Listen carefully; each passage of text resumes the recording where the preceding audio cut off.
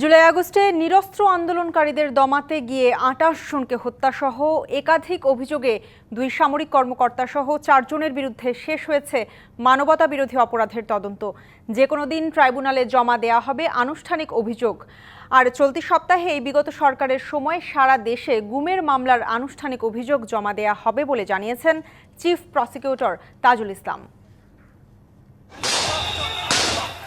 বৈষম্য বিরোধী গণ আন্দোলনের অন্যতম হটস্পট ছিল রাজধানীর বাড্ডা ও রামপুরা। আর সেই আন্দোলন দমাতে ৫ বিজিবি ব্যাটালিয়নের তৎকালীন সিও রেদওয়ানুলের নির্মমতা ছিল চোখে পড়ার মতো। সামরিক ও পুলিশ কর্মকর্তাদের নির্বিচার গুলি ও হিংস্রতায় প্রাণ হারান ২৮ জন।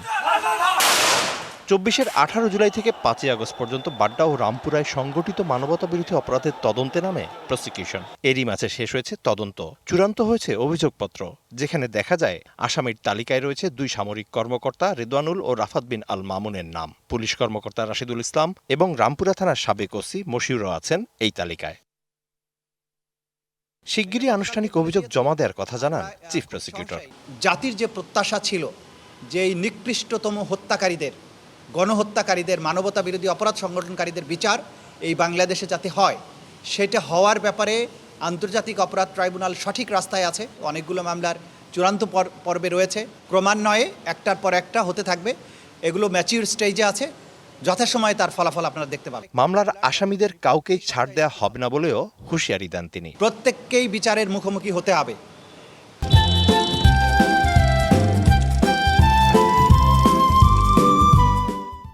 কেউ পার পেয়ে যাবেন, কাউকে ইনডেমনিটি দেওয়া হবে, কেউ পালিয়ে থেকে বাঁচার চেষ্টা করবেন, এই ধরনের দুরাশা করে লাভ নেই। ন্যায় বিচার সবসময় তার আপন গতিতে চলবে।